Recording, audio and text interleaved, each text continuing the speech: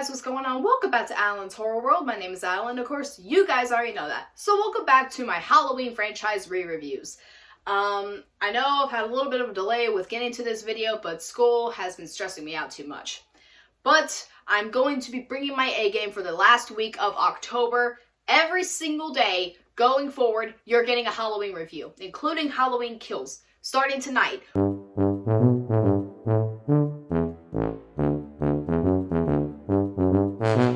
We're going to go from Halloween 5 all the way through the Halloween Kills, and we're going to go through it. Yes, I am finally going to review Halloween Kills, and it may be a spoiler review. Be looking out for that. So, unfortunately, we're getting into, dare I say, one of the least enjoyable installments of the franchise. Halloween 5. Dang it. So, Halloween 5, The Revenge of Michael Myers, stars Donna Pleasance and Danielle Harris and is directed by Dominique Othenin-Girard. And this was the temporary end to the franchise. That's all I'm going to say. Yeah, this one's pretty bad. After lying in a coma for a year, Michael Myers awakens and stalks his way back to his small hometown of Haddonfield, Illinois, intent on killing his niece, Jamie Lloyd, who has been confined to a mental institution since Michael's last attempt to slay her. Suspecting a psychic link between Michael and Jamie, psychiatrist Dr. Loomis joins forces with Sheriff Ben Meeker and attempts to stop Michael's latest rampage. So this was the last film of the series that I watched, ever. That's a good sign. Yeah, I'm just gonna go ahead and point out, I don't like this one. I mean, pretty obvious. This is one of my least favorite films of the franchise, and to all of you who says Halloween 5 is a great movie, you're wrong. I'm joking, it is a joke, I'm being sarcastic. You are not wrong for having an opinion. I'm gonna keep on saying it, it is a joke. It's a joke. I'm not one of those people who are like, no, you should hate Halloween 5. No, if you like Halloween 5, I get that. That is fine.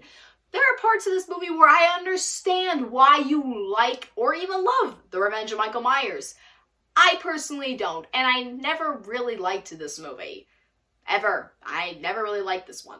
But yet again, I appreciate the opinions of those who actually do like this movie. And there are certain things in this movie that I genuinely love in this movie. So let's go ahead and get into those things. First off, Danielle Harris is probably better in this movie than she was in 4, despite not having a lot of dialogue, which I am a little iffy with. I don't hate this part. I don't hate that about the movie. Despite her not having a lot of dialogue until the 3rd act, I thought Danielle Harris was great in this movie. She portrayed emotions very well. She was very good at acting scared. She was 12 when she did this movie. This was less than a year after the 4th movie. And yet, I thought she did better. This was when child acting started to get really good in movies, which I really liked, okay? I'm more fond of child acting nowadays than I was in, like, watching 70s movies and stuff. But now I'm like, okay, child acting's gotten a lot better and, like, almost Oscar-worthy now. So, yeah. But Danielle Harris, I think she was the start of all that. That and Alex Vincent, so there you go. Next, I will admit this movie is not scary in the slightest, but there are genuinely suspenseful and maybe even terrifying scenes in this movie. It does not make the movie scary as a whole, but there are scary moments in this movie. My favorite being the laundry chute scene. The laundry chute scene is one of my favorite scenes of the entire franchise. It is suspenseful, and I heard that Danielle Harris actually got hurt while filming this scene because Don Shanks had a real knife stabbing through that thing. Wait, why would you use a real knife? Like, you're using a real knife and you're potentially harming the life of a 12-year-old kid. Why would you do this? Why would you do this? Oh, we just wanted to make it look real. I mean, like, maybe, like, don't have him stabbing through it when Danielle Harris is in the thing. Don't do that, because I heard she got cut on the leg as a result. Please don't do that. But I do like how it ended up being. The scene ended up being great, which I liked. So, there we go. The laundry chute scene was genuinely suspenseful, genuinely horrific, and probably the only scary scene in the whole movie. So, there we go. And my last positive, yes, I dare say last, is actually a controversial positive of this movie that I'm probably going to get unsubscribed because of this. I like the scene when Michael takes his mask off and cries. Yeah, you heard me! You heard me! I like that scene! I liked it! Go ahead, unsubscribe, I don't care. Yes, I always liked this scene. And now that I've looked more into it, and I've heard more people's intake on this scene, I actually like it more. It gives you a very slight sense of humanity to Michael. Not over the top, he's still pure evil. You can still sympathize with Michael, despite him being pure evil. You get the sense he doesn't want to kill Jamie, that he did not want to kill Laurie either. And that makes it a little bit tragic. He's a tragic horror villain, but you still know that he's pure evil because he immediately attacks Jamie after when she tries to wipe his tear away. But I've always liked the scene.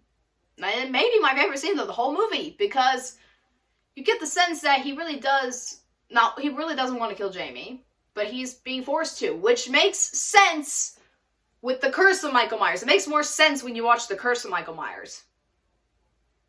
That's all I'll say about this scene. Watching this, if you've seen the Curse of Michael Myers and know that he was forced by the Thorn cult to kill people, you'll know that this makes more sense. He does not want to kill his family, but he's being forced to. So I like this scene because of that. Now on to the mixed aspects, of which I have three. I have three mixed aspects. One, I feel like the score is really lackluster in this one. I'm not shaming this on Alan Howarth.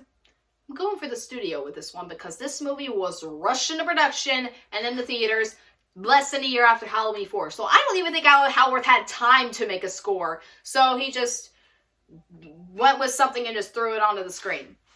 I'm not blaming Alan Howarth for this. This is not his fault. It is the studio's fault for just rushing the film into theaters. And I really wish it didn't do that. Although there are parts of the score that I love. The Halloween theme is just, it's okay. It's not awful. The score is not awful in any way. It's just meh. It's okay. It may be the weakest score of the franchise. Yes, I said this one was the weakest. I know a lot of people say that a certain installment later on had the worst score of the franchise, but kind of leaning towards Halloween 5 more than that movie. But I'm not going to say which one that is until I review it, which will be a few films from now. Yeah, and I have a lot of controversial opinions with that movie, so be looking forward to that, because I like being controversial. But the score was just a bit lackluster, but it wasn't awful or terrible. It was just a little teensy bit disappointing. That's it. That's literally it. It was just a little disappointing. I hate putting Dr. Loomis in the mixed aspects of this movie. No, I am not putting this on Donald Pleasence. Rest in peace. This is not Donald Pleasence's fault. It's the writer's fault. They made Loomis kind of unlikable in this one. Now, yes, Loomis had great moments in this movie. Like, I thought he'd burn in hell, but hell would not have him. That was an amazing scene. That was a great monologue and an excellent line from Loomis. But there's scenes with Danielle Harris where Loomis goes completely out of character. Like, why would you be screaming at this person? Like, I know some people are like, well, he's trying to get an answer out of her and blah, blah, blah, blah, blah. Nah, I don't see that. I see him as literally terrorizing a child, and she's almost scared of him more than Michael. He's like, right, what do you know? And I'm like, can you not yell at her? Like, she's already went through a traumatic experience. Do not make it worse, Loomis. Please don't do that. That is not how psychiatrists work. That's not how psychiatry works. Well, then again, I don't know how psychiatry works. Adeline, you're an idiot. But I still do think Donald Pleasence's performance is great, but because I'm putting his character in the mixed aspects, I kind of have to put Donald Pleasence in there as well. But luckily, he gets a lot better with the 6th movie, even though he's barely in it. Screw you, Joe Chappelle. And finally, the Man in Black. He's not interesting. And as we find out in the next movie, he would be a worse character because we do not know who the freaking heck this guy is. Now, if it were someone like Michael's dad or long-lost twin, it would be a better twist. And in the sixth one, I'm not going to tell you who it is. I will tell you in my review of Curse of Michael Myers, but not yet. We will wait until tomorrow for that review. But listen here, okay? I don't like the Man in Black. I don't think anybody liked the Man in Black, let's be honest. But the Man in Black was not interesting at all. At all. Like, his parts in the movie were just boring. They weren't suspenseful. They were boring. B-O-R-I-N-G, boring. That is all. The negatives, to which I have quite a few. Be prepared for some yelling because we're going into rant mode with this. So if you are sensitive to me yelling, get out of this video. Like, right now, please. First off, I hate the mask in this movie. Like, oh my god, like, the mask is worse than it is in 4. And I thought the Halloween 4 mask was bad. This film's mask is worse. It is so much worse. Like, this mask looks like an alien. Why? Like, I know some of the masks in H2O are worse. But this mask is awful. It is atrocious. This mask really sucks. I thought the one in Halloween 4 sucked. No, this one takes the cake. This one is somehow worse. It's not even tucked in to the freaking mechanic suit like it always has been. Like, oh my god. Oh my god. I hate the mask so much in this movie. It's one of the worst looking Michael Myers masks I've ever seen. And I've seen some terrible looking Michael Myers masks on the internet. This one is almost worse than all of them combined. I said almost. Almost. It's still a little bit better than those masks. So, yeah, that's it about the mask. Moving on to the next one. Now, this is the one time where I will not be ranting. This is just my personal negative. The kills aren't good. I don't like the kills in this one. None of them. None of them are good, okay? But I'm going to blame it on the MPAA. Because this was around the time where the MPAA kept cutting scenes that had gore down, okay? I'm blaming the MPAA, not the movie. This is the one time I don't blame the movie. I blame the MPAA. Because remember what they did with Friday the 13th Part 7 and Part 8? Remember that? Remember that? Yeah, because it kind of happened in this movie. At least, I think so. I'm not sure. But, yes, it probably did. Because this was 1989, and they probably, and yeah, even with Sleepaway Camp 3, they probably cut a lot of the kills down. So, yeah, I'm blaming the MPAA on this one. Next. Back to the rant stuff. Killing off Rachel. What the heck was that? Why? You kill off one of the most likable characters of the franchise literally 15 minutes into the second movie that she's in. This is not how you treat a final girl. No, seriously. Laurie Strode was in the original and she's still in the franchise. She was just in Halloween Kills. And that was Jamie Lee Curtis' 6th film. This is Ellie Cornell's 2nd film. And I even think she's a better final girl than Laurie. So why would you kill her off? Why? Why would you do that? Seriously, why? That is not how you do final girls. Like, I get Alice dying in Friday the 13th Part 2. But I did not like Alice as much as Rachel. So, that's my little thing. Because Alice wasn't as interesting of a character as Rachel Carruthers is in Halloween 4. And Alice's death, it felt like it was to shock the audience. Like, oh my god, she dies. Like, I wasn't expecting her to die. Rachel, nah, it's lazy. We're just gonna kill her off because we didn't like her in Halloween 4. Like, what? Why would you do that? Like I said in Halloween 4, everything that was wrong with Halloween 5, it butchers Halloween 4 completely. This butchers Halloween 4. Killing Rachel. Why would you? Okay, we're going to add this to the negative. This whole negative will just basically be Halloween 5 butchered the ending and everything else in Halloween 4. So, spoiler alert, at the end of Halloween 4, Jamie becomes evil. She stabs her foster mother, Darlene, several times with a pair of scissors. Lewis tries to shoot her because it's revealed that she is the essence of evil that Michael had. But no! It's revealed that Darlene lived and that Jamie's in a mental institution. Why would you end it at Halloween 4? Halloween 4 would have been the perfect ending to the trilogy. It would have been the perfect ending of the trilogy, 1, 2, and 4. That would have been the perfect trilogy had you not butchered it. with Halloween 5. It would have been the perfect ending, but no! The studio was like, no, we want money, so we're gonna make Halloween 5. What? Why? Why? Why would you ruin this ending? Oh my god. I'm done. I'm so done. Oh my god. Like, oh my goodness. I'm starting to hate Halloween 5 now. Oh my god.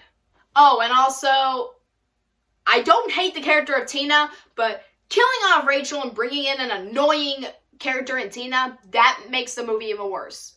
Now, I will say Tina is not as annoying as some of you guys say, in my opinion. But yes, I will agree, she is annoying. She should have not replaced Rachel. End of story. Okay, finally, we're getting out of the rant stuff. Now we're getting into a nitpick of mine. This movie is probably the cheapest looking of the franchise. Besides Resurrection. Oh, wait till we get to Resurrection because I'll be ranting even more in that video. But I digress. This movie is cheap looking, and this movie was very rushed. It shows.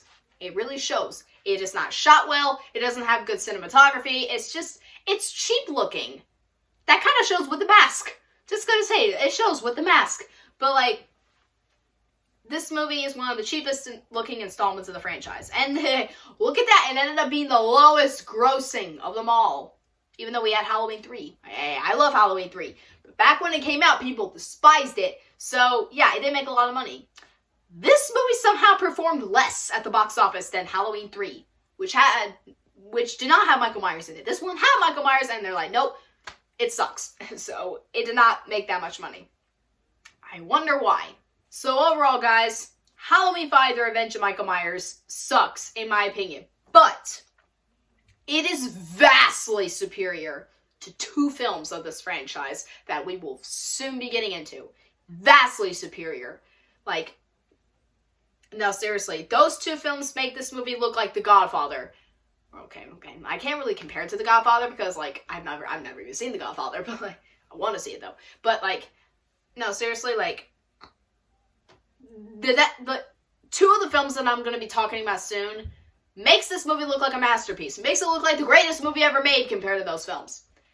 But this one's not very good. It kind of sucks. Doesn't suck completely, but it kind of sucks. I don't really recommend this one. This one was a huge letdown from Halloween 4. Halloween 4 gave you an amazing ending that could have capped off the franchise perfectly. But no, the studio wanted money, so they decided to make this movie, and it wasn't good. So I do not recommend Halloween 5 at all. But if you want to marathon the franchise, go ahead and pop in Halloween 5. I'm not going to stop you from doing that. But I personally do not recommend this movie. I'm going to give Halloween 5, The Revenge of Michael Myers, a D+.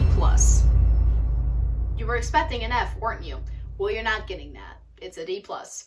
Doesn't completely suck, like I said. So anyways, guys, what do y'all think of Halloween 5, The Revenge of Michael Myers? Let me know in the comments below. Do you like or love this movie? Let me know. We can have a debate in the comments below, even though I personally really do respect your opinion. Like, your opinion doesn't really bother me. Go ahead and give me your opinion. We can still debate. We can debate, but I'm not going to yell at you for having an opinion because I'm not immature.